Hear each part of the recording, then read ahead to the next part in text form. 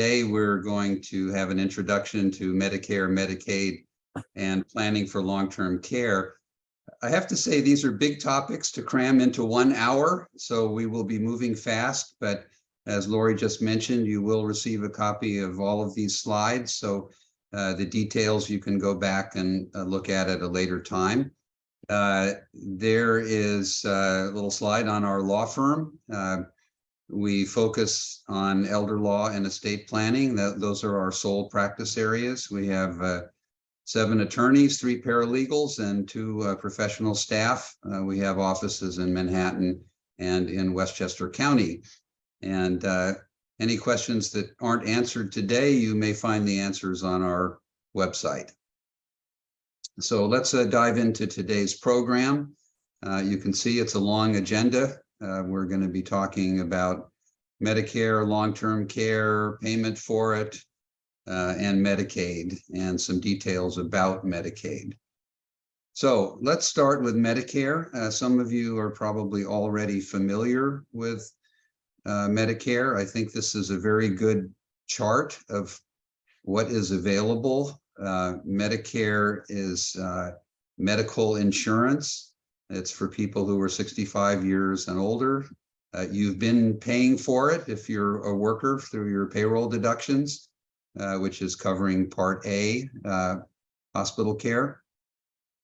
So Part A and Part B are what's commonly referred to as traditional Medicare. And you can see both of those parts of Medicare require copays and deductibles.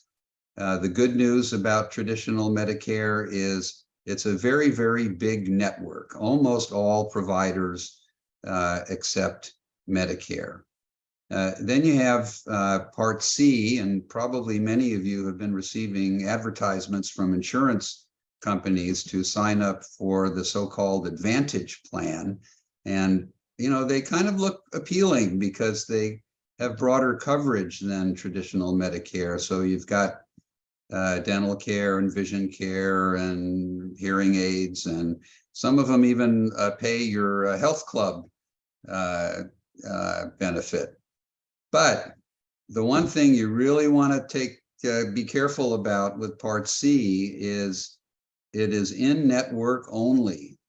So probably most of you have been seeing the same doctor or doctors for many years, and you like your doctors and they know you and your medical history. That's important. You may find if you sign up for a Part C plan that you have to change all your doctors. So it's a big step to think about the so-called Advantage plan. If you're sticking with traditional Medicare, you'll probably want to purchase a supplement plan. And I'm sure you've received lots of advertisements for those also from AARP and other places. They're also called Medigap plans because they cover the gaps, the copays and the deductibles. So one important point I want to emphasize to you that comes up a lot in our practice is somebody has a serious illness or an accident or surgery for a hip replacement or something like that. And when you come out of the hospital, you're sent to rehabilitation. And a lot of people think that, well, I've got 100 days, so I got plenty of time to figure out what's going to come next. And I really caution you on that. You do not have 100 days. You have up to 100 days. And rehabilitation may last only 10 days or even less. So the time you had or thought you had to figure things out, you really don't have. And you may find yourself in a nursing home and receiving a bill for $500 a day for your care. So if you have health issues or if you have an accident, the time to start thinking, or your spouse or your family to start thinking about what comes next, is immediately. You want to address how you're going to take care of yourself after you complete your rehab, because it may end much more quickly than you thought. And Medicare, and this is an important note at the bottom of this slide, Medicare does not cover long-term care. So if you're in a nursing home or you're sent home with a requirement that you have home aides, home health aides, Medicare is not going to pay for that. And it's expensive. It's very expensive. The other thing to note on this slide is that Medicare covers days 1 through 20 at 100% of the cost, but only 80% of the cost after that. And that's why you want that supplement plan, because this is a big gap to cover. And that's what your supplement plan will do if you have one. Otherwise, you may find that you're being required to pay $100 a day or more for the care that you're receiving in rehabilitation. So what exactly is long-term care? When we talk about long-term care, well, there's several different types that you see on this slide. Home care probably predominates, but a lot of adults also have adult daycare. Some move into assisted living residences. And then, of course, there's nursing home. And, I just want to emphasize it's very, very expensive, particularly in the New York metropolitan area. It's expensive because it's long-term. Let's start with that. It's every day. But, we see clients who come to us are paying up to $10,000 a day for home care even. And nursing homes can get up there in the $10,000 a month. Nursing homes, you can be paying $15,000 to $20,000 a month. Who can afford that kind of expense? Probably hardly any of us. So who is going to pay for long-term care if it is needed? Well, you can yourself, of course, with your own money, but you better have a lot of it if you're going to be self-insuring, because it'll put a very rapid dent, and a very big one, in your savings, and may really put your entire net worth in jeopardy. If you can't pay, sometimes children are able to step in and take care of it. Although, I would emphasize here, adult children have no legal obligation toward their parents. So whatever they do, it's voluntary. And of course, most children love their mom and dad and want to help out to the best they can. But, this kind of expense may put them at financial risk, they and their families. So important consideration there.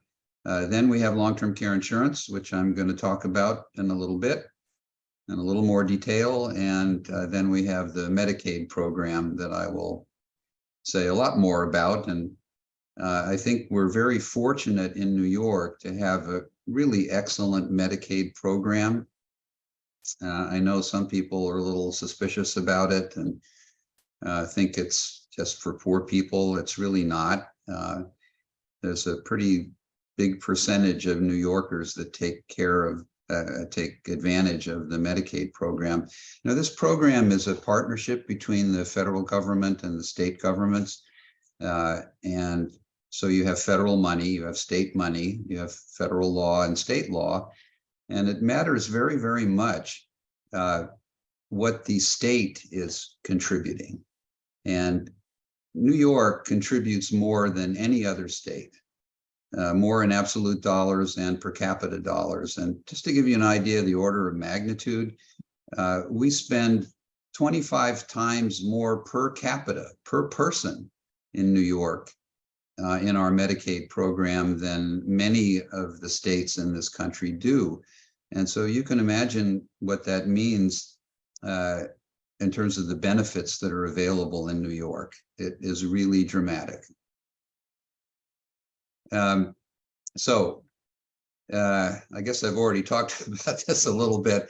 Is it a viable option to pay for it yourself? No, not for most of us. You better have a lot of money if you're going to self-insure. And I think that the risk of needing long-term care is really the most serious financial risk that seniors face. Most of us, by the time we're seniors, we figured out a way to live within our means, and we have more or less have a budget that works. But throw another $500 a day into the budget that was unanticipated or some number like that, and you've got a serious problem. And the other side of it is, you don't want to ignore this risk, because as shown on this slide, for our population over the age of 65, 7 out of 10 of us are going to need some kind of long-term care at some point. And 4 out of 10 of us are going to need nursing home care. Those are really big percentages. And that comes, by the way, from the US Department of Health. And they've looked at this very carefully, and those are the kind of numbers they come up with. So if you put that level of risk of needing care together with the cost of care, that's why it is such a big financial risk.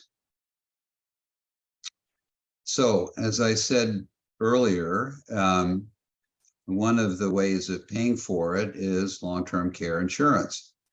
Well, can you qualify for long-term care insurance? Obviously, your age and your health are things that the insurance company is going to look at. And by the way, looking back at long-term care and what's developed over the past 10, 20 years, several years ago, we had, I don't know, about 100 insurance companies that issued policies. And today we're down to about 3 or 4 companies that still issue long-term care insurance. Not so easy to get anymore. It can be expensive. And, you can imagine if you're in your 40s or 50s and you buy a policy, the underwriters are thinking, well, we've got 30, 40, 50 years to collect premiums from this person. So your premium is going to be a lot less. But if you're trying to get a policy when you're in your 70s, obviously the premium is going to be much higher. So is the premium affordable if you're able to get insurance at all? And how much do you need? Well, these are important questions. Just to say I have long-term care insurance doesn't necessarily solve the problem, because if your benefit is only $100 a day or $150 a day, and by the way, I see that very often with clients who come in and they say, oh, I'm not worried about long-term care. I have an insurance policy. And I always say, okay, well, let me take a look at the insurance policy. And I see that the benefit is small. It's $100 a day or $150 a day. Well, what is that going to pay for? Well, maybe 3 or 4 hours of home care. Well, what happens if you need more? Or what happens if you need to be in a nursing home? Well, where is the money coming from to cover the gap between what the insurance is covering and what the actual cost is? And if you're taking money out of your savings to cover that gap, I don't know how much good the insurance is doing for you, because you're depleting your life savings, maybe at a slightly slower rate than you would have if you didn't have insurance. But at the end of the day, you may still wind up needing Medicaid after you've exhausted your savings. So, for a lot of people, I find that the insurance was really maybe not such a smart purchase. I think this is the kind of analysis you need to look at if you're considering long-term care insurance. And I don't say it's a bad product at all. In fact, I own some myself, so I can't say it's a bad idea. But you really need to think about how you're going to pay for any gap in between the insurance benefit and the actual cost. And if your answer is, well, I've got pretty good income. I've got a nice pension. I've got Social Security. I've got distributions from retirement plans. I think I can pretty much cover the gap through the income that I have. Well, that's a very good answer. But if your answer is I'm going to be drawing down my savings, that's not so great. So it's not just a question, again, of having a policy. You really need to look at these kinds of factors before you make a decision to buy. Now let's take a look at Medicaid. And as I said, Medicaid is a really excellent program in New York. And just want to emphasize one thing at the outset is that the benefits and care that is provided by Medicaid, it comes from private businesses, right? None of this is government owned or government operated or government managed. It's just a question of who's paying the bill. So the home care agencies are privately owned, the assisted living residences are privately owned, the nursing homes are privately owned. It's just a question for the owner of that business whether they want to accept payment from Medicaid or not. They don't have to if they don't want to. Well, I think the question for the businessman is resolved kind of like this. If we accept Medicaid, we know we're going to have lots of customers and we don't have to worry about getting paid.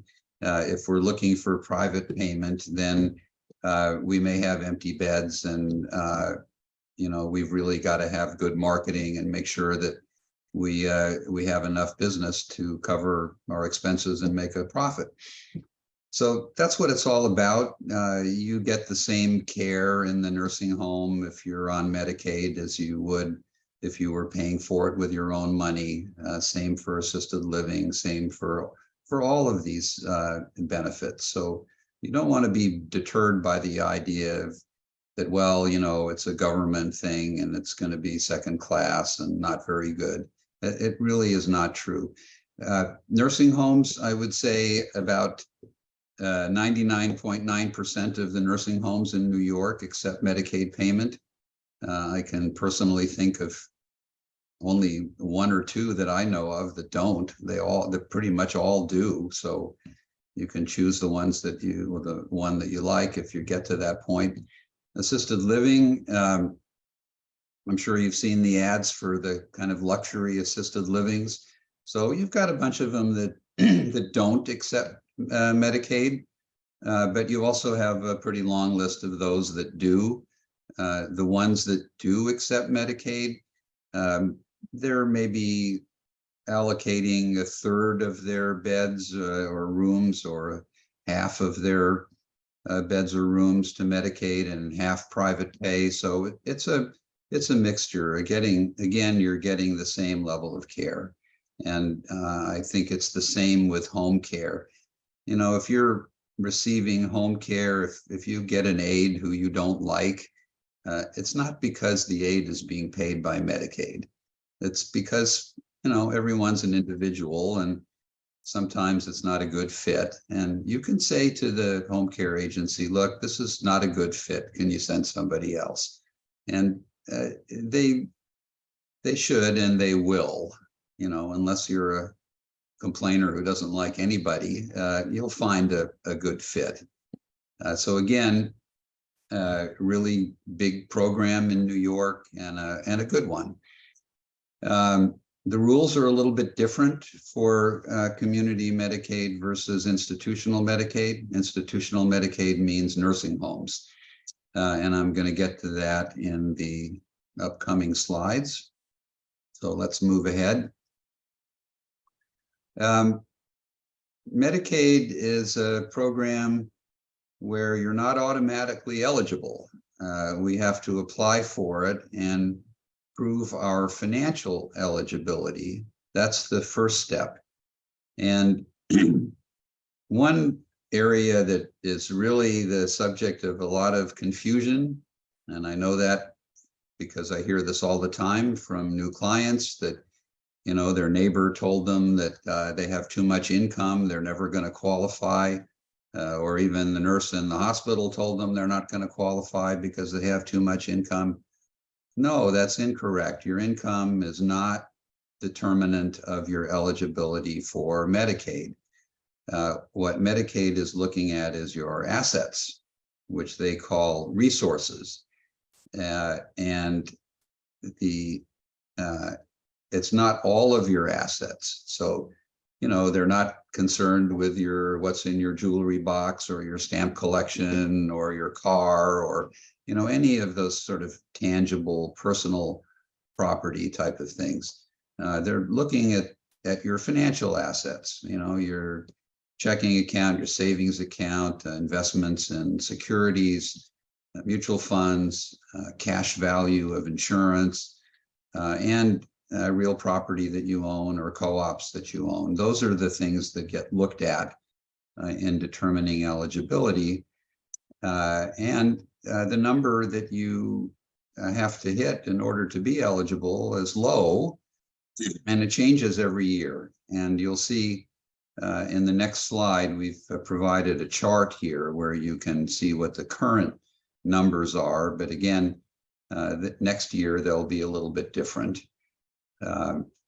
So the current level is $30,133. That's the current resource level. So if you're applying for Medicaid, either community or nursing home, what's in your savings account, your checking account, and all the rest of it, all aggregated together, better not exceed $30,133.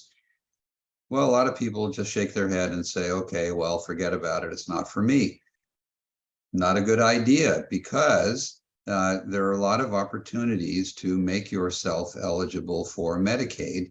And that's a big part of what law firms like Lamson and Cutner and other of our colleagues do. This is what we do. We help clients become eligible for Medicaid. We help them protect their assets, both their financial assets and their real property. So don't turn away from this idea just because you see that the eligibility level is low. There's a real opportunity here to protect yourself and your family by protecting yourself against the risk of needing long-term care. So on the income side, there's also an income limit. And again, it's a low one, but if you're above the limit, it doesn't mean that you're denied care or denied eligibility. And it doesn't mean that you can't have all of your income. You can. You simply have to use a different bank account with a pooled income trust. And I'm going to talk about that in a moment. So you have a choice. If your income is above the limit, you can either contribute your so-called surplus to the cost of your care, or you can deposit that amount into your pooled income trust account. And from there, you can use that money to continue to pay your bills and buy whatever it is that you need or want. So let's just take a quick look at this slide. The next one. Again, I'm not going to spend a lot of time on this slide. This is one that gives you the current numbers for Medicaid. So the top line there, Medicaid recipient, that's the resource level that I mentioned, 30,182. I think it's 1,183, isn't it? And the income level, 1,677.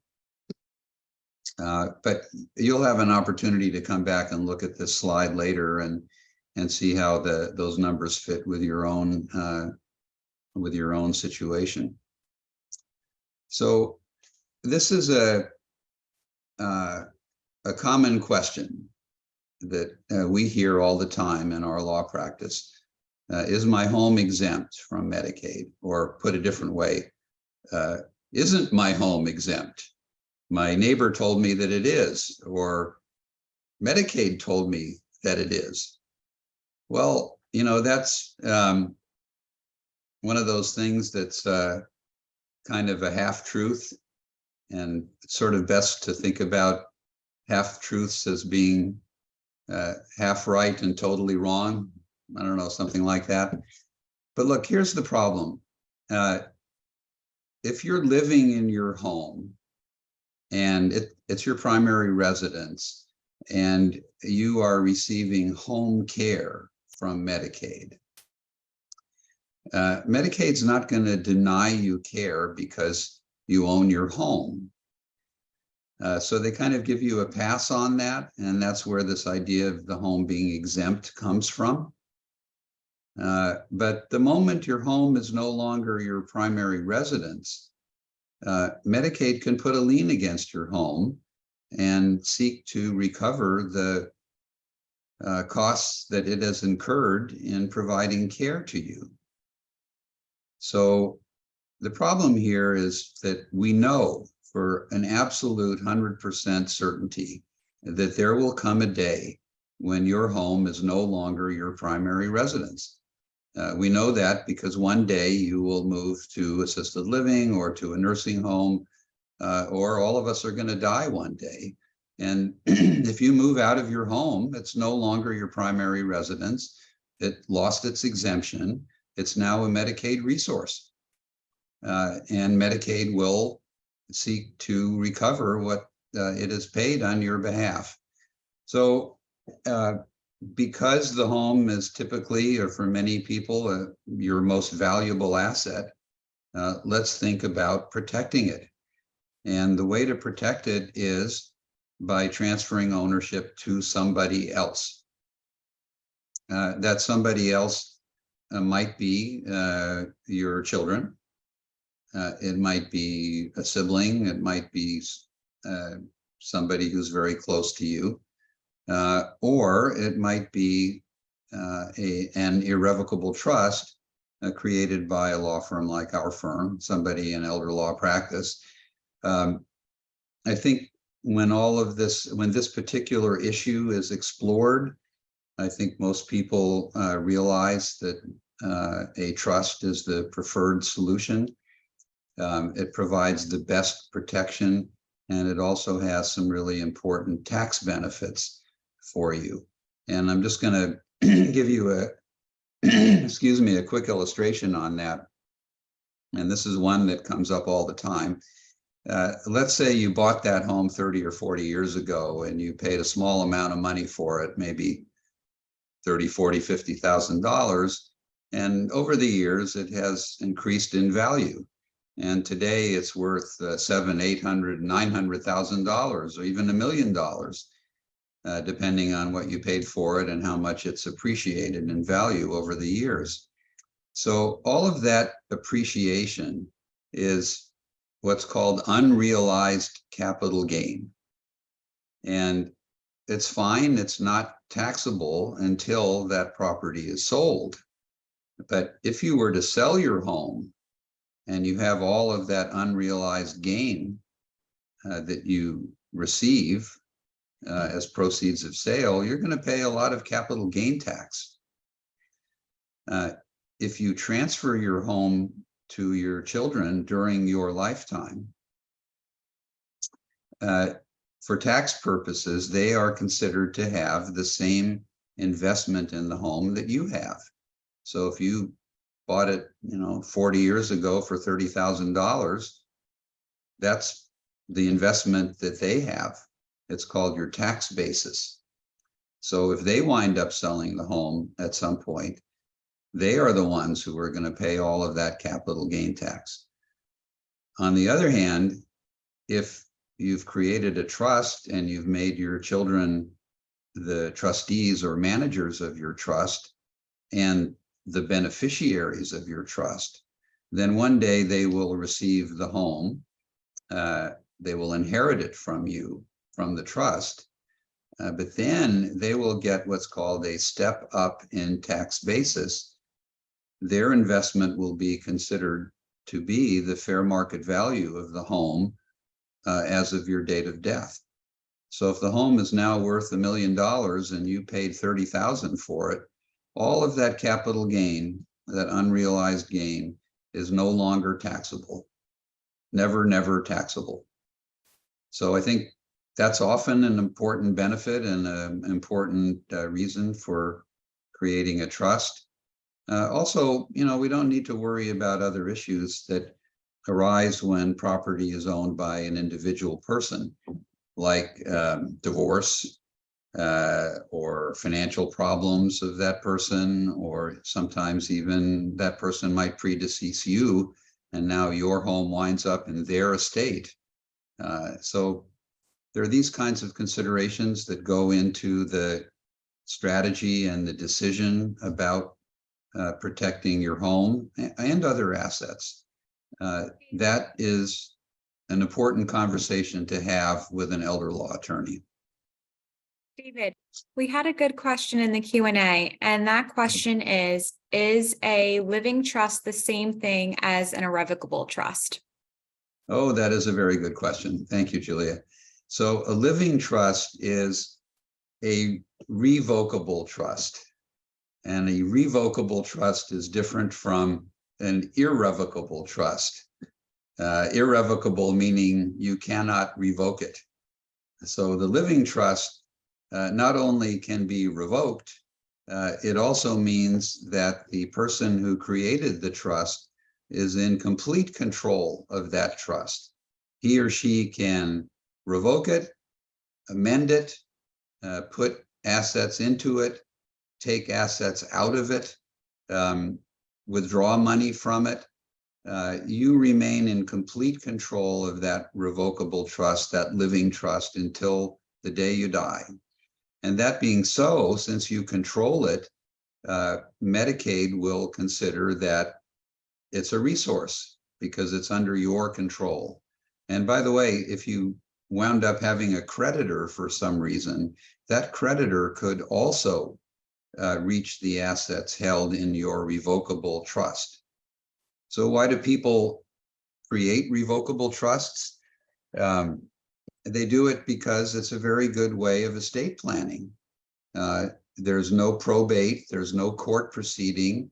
You don't have to wait for judges and clerks to do their job. You don't have to pay lawyers to initiate and continue this court proceeding that can go on for months and years.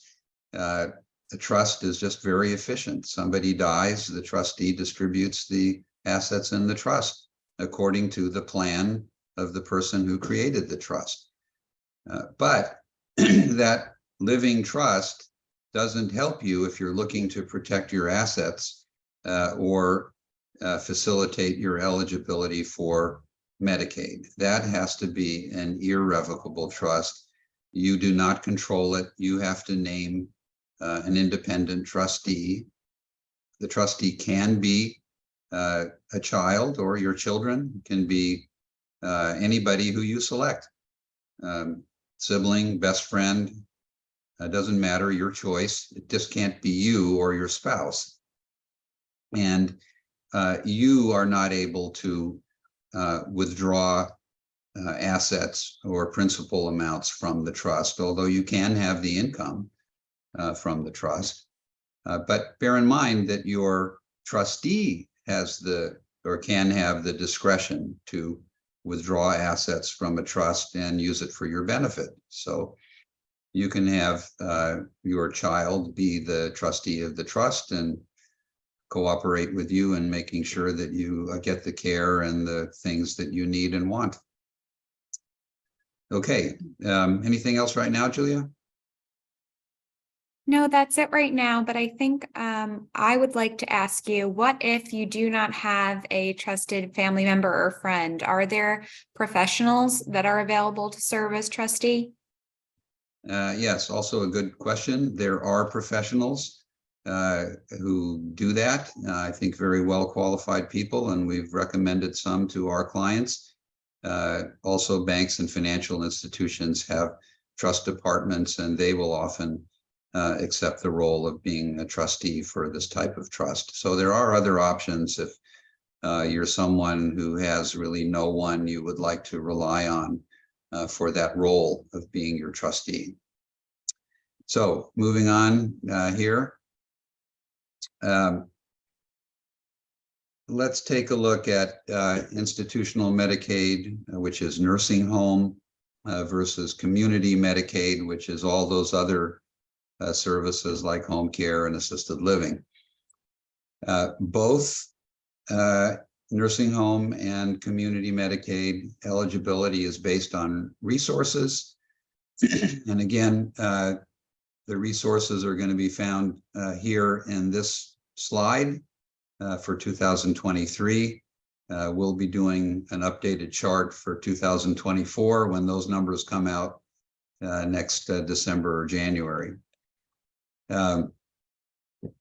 So if we're in a nursing home, the nursing home basically gets your income. And the theory is you're in a nursing home, we're paying for everything. We're paying the nursing home bill. You have food, shelter, activities, medical care, and so on. We're paying for it. What do you need, really? So you're going to get a small personal needs allowance to get a haircut or a manicure or buy an article of clothing. But basically, the nursing home gets your income. It's called the NAMI, the net available monthly income. Now, the only exception to that is if you have a spouse who's still well and living in the community, we need to look at the spouse's income. And there is a minimum level of income that is allowed to the spouse. So it's got that funny acronym, the MIMNA, Minimum Monthly Maintenance Needs Allowance. That's what Medicaid calls it. And again, you'll find it on that chart that we just looked at. Then, depending on how much the well spouse has in the way of income, you may be entitled to a share of the income that is being received by the one who's in the nursing home. So that's an important thing, to make sure that the spouse who's still living in the community has an adequate amount of income. And nursing home applicants are subject to the 5-year look back, which I will talk about in a moment. And turning to community Medicaid, we have on this slide a 30-month look back that may be in the future. There is no look back right now.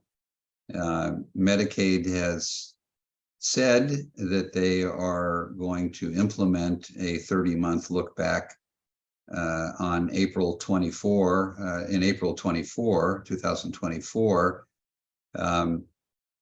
Those of us who practice elder law know that originally this look back was supposed to be implemented a couple of years ago, and they keep delaying it. So we'll see whether they actually go ahead in 2024. My personal guess is that it will be delayed again or abandoned completely, but we'll see. We've got a ways to go before we get to April 1, 2024, and we'll know well in advance. And whatever that decision is, you will know also at PSS University. David, I have a question about that. Yeah. So if this 30-month look back is not implemented and everything remains as it currently is with no look back, does that mean that if I transferred assets today, I can become eligible for community Medicaid right away? I think the answer to that is yes. Your eligibility is probably going to be as of the first of the month of the next month, but pretty much right away, yes. Because the community Medicaid application does not look back at anything that occurred prior to the date of the application. So if you're asked, what are your resources, that would be the amount of your resources on the date of the application. So that's a very important feature, by the way, of New York Medicaid, is we don't have any look back or penalty for transferring assets either to family members or to a trust. And that's a very important pathway to becoming eligible for Medicaid. So it's really, really significant that in New York, we have no look back for community Medicaid. And as we say on this slide, your income is limited. And I think I've already mentioned this, but a pooled income trust account can be used to protect your so-called surplus income. Your surplus income is the amount of your monthly income that exceeds the Medicaid limit. So if the Medicaid limit is at $1,600 or so, which it is this year, and you have $2,600, you have $1,000 of surplus income. You can either give that toward the cost of your care, or you can put it in another bank account and use it for yourself. I think the choice is pretty obvious for most people. So let's take a look at how this look back works. It is something that is very significant for those who need nursing home care.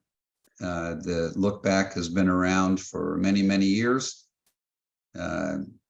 Looking back to, I guess, 2006, I think. Before that, it was 3 years, and then they increased it to 5 years.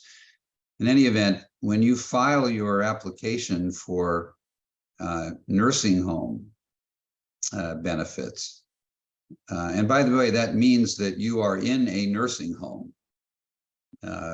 You're in a nursing home, you're asking Medicaid to pay the bill, is what you're doing. And you're telling them that your current resources are under the eligibility limit. But what you also must tell them and show them is all of your financial information going back 5 years from the date of the application. That's what is called the look back, because we're looking back at all that occurred in the preceding 5 years. So as an example, for each bank account, you need to produce 60 bank statements, one for each month during the preceding 5 years. We had a client who had 92 bank accounts. You can imagine how much paper was involved in that application. It's a big project to apply for Medicaid nursing home benefits, but those benefits are very valuable. You know, if you would have to spend $15,000 or $20,000 a month of your own money, it's worth the effort. So if you've transferred assets to become eligible, you may be subject to a penalty. And that penalty is a period of ineligibility.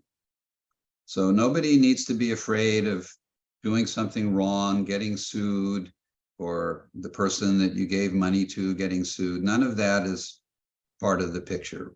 Medicaid's remedy is simply to deny benefits. They say, well, sorry, you transferred $500,000 to your children or put it in a trust. You know, that's money that you could have used to pay your own nursing home bill. So how is it fair that you're asking us to pay your bill? So we're going to consider that you're not eligible for the period that you could have paid for yourself. That's the theory of how all this look back works.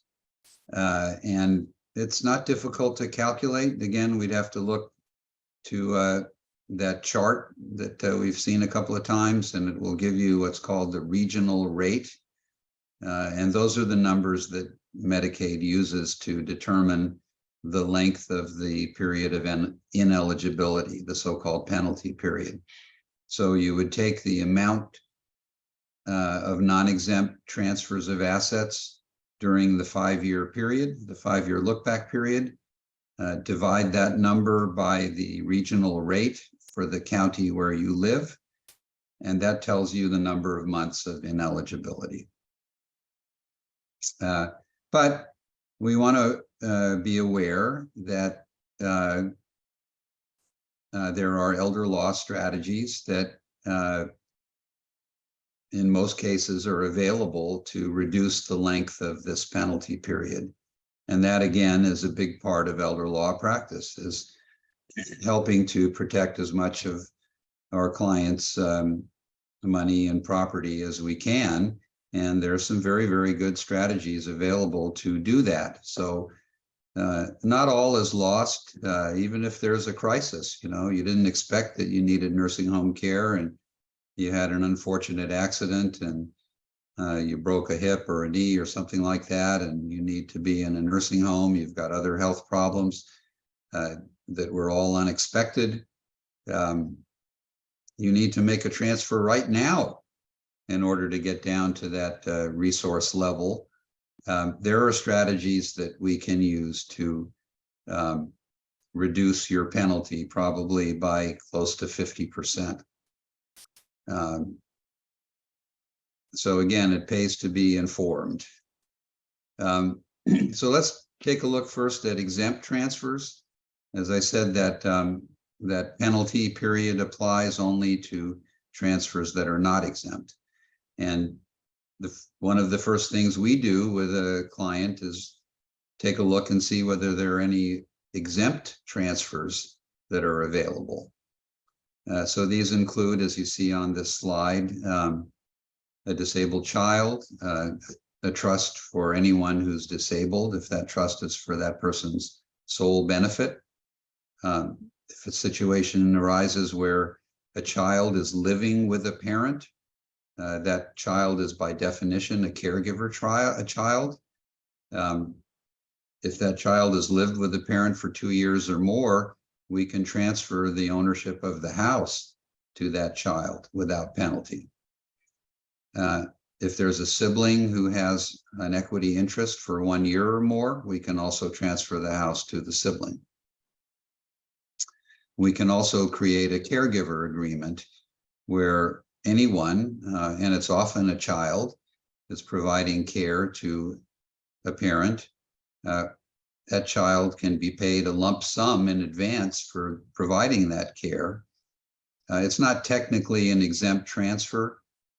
It's more technically a payment for services to be rendered, but it has the same effect of reducing the Medicaid applicant's resource level without causing a penalty. And then we have this last one on this slide, transfers to a spouse. And this is, again, an area where New York is, I don't know if we're unique, but we may be unique among all the states in allowing spousal transfers to be exempt, where the well spouse signs a spousal refusal. So the spousal refusal means I refuse to make my assets and income available for the care of my spouse. So what happens is the spouse who needs care transfers his assets, and I'm going to say in this case it's the husband, his assets to the wife. So now she has all the assets. He applies for Medicaid. He's immediately eligible because a spousal transfer is an exempt transfer in New York. So Medicaid looks to the wife and says, well, you know, what about you, Mrs.? Why don't you take care of your husband? And she says, sorry, I refuse, by signing this form. If that happens, Medicaid is required to provide care to her husband. So this is a very common scenario, and one that is typically used when, particularly in crisis situations where there really isn't any other option. It does come with a risk that Medicaid may come back to the well spouse, the healthy spouse, at some later point and ask for reimbursement. But if that happens, these cases start with the Medicaid cost, which is going to be much lower than what would have been paid if it had been private pay. And then it's typically negotiated. And it's typically the case, if it happens, that the Medicaid may collect half or less than the amount that you would have paid if you had been paying privately. So it is often a very useful strategy. So I've got to move ahead here because time is passing. A lot of transfers are going to be non-exempt. One of the best strategies is to plan ahead. You know, if you get things done 5 years in advance of needing nursing home care, you avoid the look back completely. But again, even if you don't, there are strategies that we can use to reduce that penalty period. So what are non-exempt transfers? Typically transfers to family members, children, friends, trusts. And as I've already discussed, trusts are usually the preferred course of action, not the only one, but probably the preferred one. So I'm going to skip this slide, I think, because we've already talked about the advantages of trusts. Don't forget that capital gains tax one, because that's really important, especially if, you know, we have a home that was purchased years ago for very little money. There's probably a lot of unrealized capital gain where somebody would be paying a lot of capital gain tax that can be avoided. So I've mentioned before the pooled income trust. This arises in situations where someone is on community Medicaid. All right, I want to emphasize that it does not work for nursing home. This is for community Medicaid. It's for home care. It's for assisted living care and other benefits under the community programs. So if you're someone who has surplus income of any significant amount, you are probably going to want to have a pooled income trust. So you've got on this slide a couple of the big trust, the organizations that operate pooled income trusts, NYSARC and UCS. There are others as well. These are nonprofit organizations that have been approved by New York State to operate a pooled income trust. So typically anyone who's eligible for Medicaid benefits, you're going to be eligible to have a pooled income trust. And if you have surplus income, you are probably going to want to take advantage of having a pooled income trust. So the way you use your trust account is you send your bills to the trust and they pay the bills for you. So they'll pay your rent or your mortgage, your co-op maintenance, your condo common charges, your credit card bill, etc. As long as it is your bill, okay, they're not going to pay the bills for your children or your grandchildren or anybody else. And that's their job. Their job is to assure that your surplus income is used for you. Some of the trusts will give you a debit card. So when you go to the grocery store or the drugstore, you can just charge the items that you buy directly to your pooled trust account. So again, this is a situation where you want to use it because otherwise you're going to lose it. You cannot name a beneficiary on your pooled income trust account, and you cannot use the money for anybody else. So if you are no longer in a community Medicaid program because you moved to a nursing home or you passed on, whatever balance is left in your account is going to be retained by that nonprofit organization and used for charitable purposes. I think in most cases, it's not very hard to figure out how to spend money. You're certainly going to take care of all the necessities first and start with the money in your pooled income trust. You know, pay your rent and your credit cards, your phone bill, and so on. It's, it's a little bit of new logistics, but every client that we have, it's a little bit of a learning curve, but once you get into the swing of it, it's like everything else. It works great. So I'm getting to the end here, and I see our time is running out. I think you can see already that long-term care planning is a complex subject. We're only kind of scratching the surface today. But here are some of the key points. I think planning early is probably the best idea, but an even better idea is at least be informed. And I think the way I think about what we do as attorneys is when we're doing our job well, you come in for a consultation, we're informing you of what your situation looks like, what your options are, what possible solutions are available to you, so that you are in the position of making an informed decision.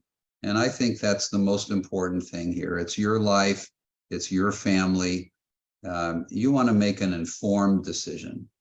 It should not be one where you're ignoring this issue of long-term care. It's a very significant risk. You don't want to listen to your neighbors. They probably don't know what they're talking about. You need good advice. And I think that's the best advice I can give you. And nobody's going to force you to do anything. It's always your decision. So anyway, there's our information. You're going to have this slide deck. If you need us or want to take a look at our website, I invite you to do so.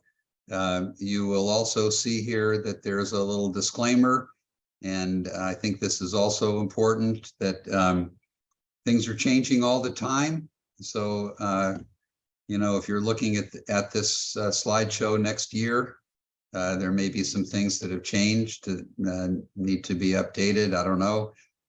Also, your situation is different from everybody else's situation.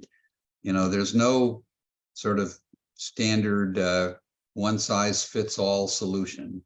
And, we write every single document ourselves. We're not taking a standard form, a will or trust or anything else off the shelf and saying, here it is. We've thought about your individual situation and geared our work toward your objectives and your concerns.